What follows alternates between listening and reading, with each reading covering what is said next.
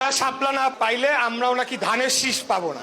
সিদ্ধান্ত দিল নির্বাচন কমিশন। সে বিএনপি কে কেন টেনে আনছে বারে বারে? তারা নিজেদেরকে কি বিএনপির সমতুল্য ভাবতে চায়? আমি তাদেরকে চ্যালেঞ্জ দিয়ে বলতে চাই, আমার সামনে আসুক, 5 মিনিট দাঁড়াইতে পারে নাকি ঢাকা শহরে? বিএনপির যখন জন্ম হয়েছে তখন আপনাদের জন্ম হয় নাই। যদি আমাদের নেতা বলে 10 মিনিটে এই সচিবালয় ঘেরাও দিয়ে সবকটাকে বের করে এই সরকার পতন করতে 15 মিনিটও লাগবে না। তো আমি মনে করি অবশ্যই সদস্য সংগ্রহের বিষয়ে সবাই ইতিমধ্যে বলে ফেলেছে, এখানে নতুন করে আর বলার কিছু নাই। তবে আমি একটা শুধু যোগ করতে চাই কথা, শুধু যে আওয়ামী লীগকে বাদ দিতে হবে তা না, এলাকার যারা সন্ত্রাসী, মাদক ব্যবসায়ী, চাঁদাবাজ, অস্ত্রবাজ, যারা কোনো দল করে না, যে কোনো দলের ব্যানার ব্যবহার করে তারা অপকর্ম করে, তারা জনগণকে অত্যাচার নির্যাতন করে, তাদেরকেও কিন্তু আমাদেরকে বেছে বেছে এই সদস্য সংগ্রহ কার্যক্রম থেকে বাদ দিতে হবে। দ্বিতীয় বিষয়, এই যে নবায়নের বিষয়, আমি মনে করি এই সুযোগকে কাজে লাগিয়ে যদি 5 তারিখের পর থেকে আমাদের দলের নাম ব্যবহার করে যারা কেউ যাদের কারণে আজকে আমাদের হয়তোবা কিছুটা বদনামের ভাগিদার হতে হয়, সেই লুটপাটকারী, চাঁদাবাজ, সন্ত্রাসী, মাদক ব্যবসায়ী এবং বিভিন্ন অনৈতিক কাজের সাথে যারা জড়িত, পারলে তাদের সদস্যপদ আর নবায়ন না করে বাদ দিয়ে দিতে হবে। বাংলাদেশ জাতীয়তাবাদী দল বিএনপি অত্যন্ত ঐতিহাসিক একটি সুবিধাজনক পর্যায়ে রয়েছে রাজনৈতিক দল হিসেবে বলে আমি মনে করি। আমাদের কারো কাছে এখন ধর্ণা দেওয়ার কিছু নেই, কারো কাছে মাথা নত করার কিছু নেই। একমাত্র বাংলাদেশের সাধারণ জনগণের কাছে আমাদের দায়বদ্ধতা থাকবে। আমরা কারো কাছে খুনি হাসিনার মতো খত দিয়ে ক্ষমতায় আমরা যাচ্ছি না। আমার বিশ্বাস যে আগামী নির্বাচনে বাংলাদেশের জনগণ ধানের শীষে উপরই আস্থা রাখবে এবং বাংলাদেশ জাতীয়তাবাদী দল রাষ্ট্র পরিচালনায় অভিজ্ঞ একটি রাজনৈতিক দল হিসেবে এই সংকটকালীন মুহূর্তে, যেখানে আমাদের অর্থনৈতিক ভঙ্গুর দশা, যেখানে আমাদের বৈদেশিক নীতির বিষয়ে অনেক প্রশ্নের সম্মুখীন দেখা দিয়েছে, এমনকি আমাদের মানচিত্রের উপরেও একটা হুমকি আসার মতো পরিস্থিতি তৈরি হয়েছে, এই সকল কিছুর থেকে যদি উত্তরণ ঘটাতে হয় তাহলে আমাদেরকে বাংলাদেশ জাতীয়তাবাদী দলকে অবশ্যই বিজয়ী করে নিয়ে আসতে হবে। এবং শুধু বিজয়ী করে আনলেই হবে না, আমাদেরকে সর্বদা একজন বাংলাদেশ জাতীয়তাবাদী আদর্শের ধারক বাহক হিসেবে সব সময় বাংলাদেশকে রক্ষার জন্য প্রয়োজনে জীবন দিয়ে হলেও যুদ্ধ করার জন্য প্রস্তুত থাকতে হবে। এটাই আমাদের শহীদ জিয়ার আদর্শের দল। আমরা এটাই শিখেছি যে সবার আগে বাংলাদেশ, দিল্লি নয়, পিন্ডি নয়, সবার আগে বাংলাদেশ। প্রিয় নেতৃবৃন্দ, আমি আসার আগে দেখছিলাম যে জাতীয় ঐক্যমত্য কমিশনের বৈঠক চলছে। এটা আমি প্রতিদিনই দেখি, সকালবেলার সেশনে 2-2.5 ঘন্টার মতো হয়, আবার লাঞ্চের পরে 2-2.5 ঘন্টার মতো হয়। তো ধৈর্য সহকারে এটা দেখার চেষ্টা করি। বিভিন্ন রাজনৈতিক দল, ছোট হোক বড় হোক, তারা কি বলার চেষ্টা করছে এবং আসলে কি ঘটছে সেটা বোঝার একটু চেষ্টা করি। তা আমার যেটা উপলব্ধি যে এই ঐক্যমত্য কমিশন সম্পূর্ণ সময় ক্ষেপণ ছাড়া আর কোনো কাজই তারা করছে না, সবকিছুতে তারা বাধা দিচ্ছে। এখানে যারা এটার আয়োজক, তাদের মাঝে মধ্যে তাদের কথা শুনলে মনে হয় তারা এক প্রকার রাজনৈতিক দলের নেতাদেরকে আদেশ দিচ্ছে যে এইভাবেই করতে হবে, এইভাবেই ঐক্যমত্য হয়ে গিয়েছে, এটাকেই মেনে নিতে হবে। তারা জানেই না যে আগামী নির্বাচিত সংসদকে এই সমস্ত আইন পাশ করলে পরেই এটার কোনো দাম আছে, আর যদি না করে ছুঁড়ে বিনে ফেলে দেয় তাহলে এটার কোনো দাম নাই।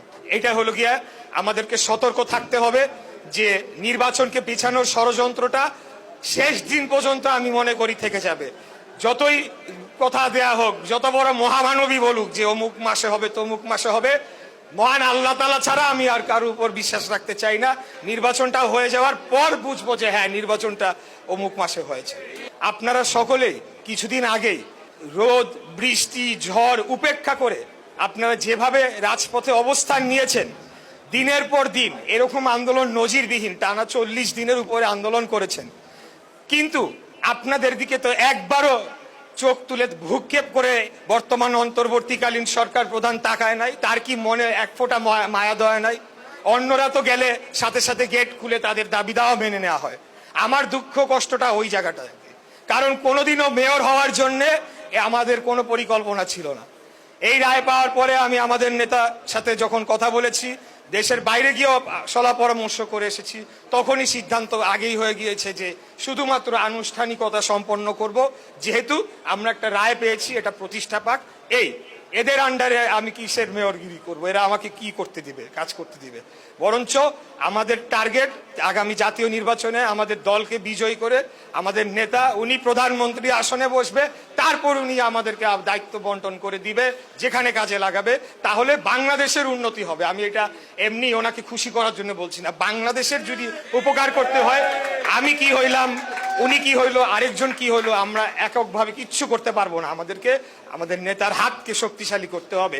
সেই হাতকে আপনারা শক্তিশালী করেছেন।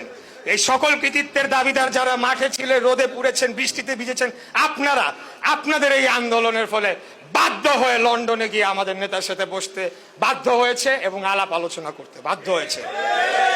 এবং আমি আরো বলতে চাই, প্রয়োজনে যদি আবারও কোনো তিরিং বিরিং করে আবারও রাজপথে নেমে এসে বাধ্য করব আমাদের নেতার সাথে আলাপ আলোচনা করে তারপরে নির্বাচন সংক্রান্ত সকল কর্মকাণ্ড করতে। আমাদেরকে বাদ দিয়ে সব কিছু করে ফেলবে, 5 বছর থাকবে, 10 বছর থাকবে, বিএনপিকে বলে গণ অভ্যুত্থান করে হটাই দিবে। আশ্চর্য একটা পরিস্থিতি তারা তৈরি করেছিল বিভিন্ন রকমের উল্টাপাল্টা মন্তব্য করে। আপনারা যে নতুন যে দলটি হয়েছে এনসিপি, তাদের নেতারা মাঝখানে তো কিছুদিন ভালো ছিল, ইদানিং 2-3 দিন যাবত দেখছি বিভিন্ন জেলা শহরে গেলে তো এমনি উৎসুক জনতা আসে কিছু ছবি তোলার জন্য, বিভিন্নভাবে ঘেরাও দেয়। আমাদের অভিজ্ঞতা আছে। ওইটাকে দেখে তারা ভাবছে যে হয়তো কোটি কোটি মানুষ তাদের সাথে চলে আসছে। একজন বলে বসলো 17 বছরে আপনারা যেটা পারেন নাই সেটা আমরা 17 মিনিট না 8 মিনিটে করে দেখাইছে। তা আমি তাদেরকে চ্যালেঞ্জ দিয়ে বলতে চাই, বিএনপি অনেক বড় দল, বিএনপি পরে কথা, আমার সামনে আসুক, 5 মিনিট দাঁড়াইতে পারে নাকি ঢাকা শহরে, সেটা দেখায় দেওয়ার মতো শক্তিমত্তা আছে ইনশাল্লাহ। কারণ আপনারা আমার সাথে আছেন, ছিলেন, বিশেষ করি।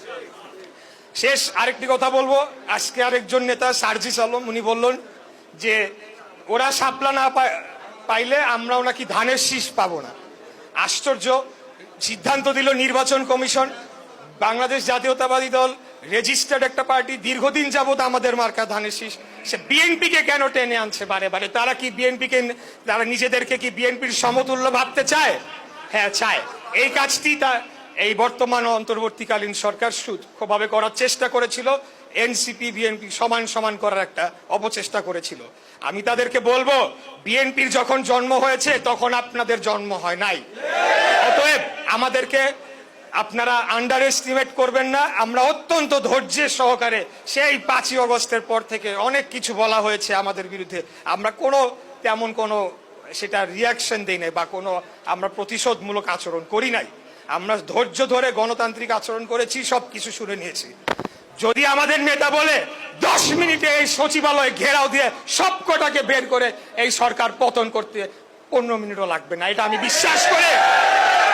কিন্তু আমরা চাই না এই ধরনের কোনো পরিস্থিতি তৈরি হোক। আমরা গণতান্ত্রিক রাজনৈতিক দল, গণতন্ত্রে বিশ্বাস করি। আন্দোলন সংগ্রাম আমরা করেছি, হাসিনাকে হটিয়েছি। আগামী দিনে আমরা চাই বাংলাদেশের জনগণ ভোট দিয়ে যাদেরকে রাষ্ট্র ক্ষমতায় আনবে, এটা ওই নতুন দলকে আনুক, কোনো দুঃখ থাকবে না, কারণ জনগণ ভোট দিয়েছে।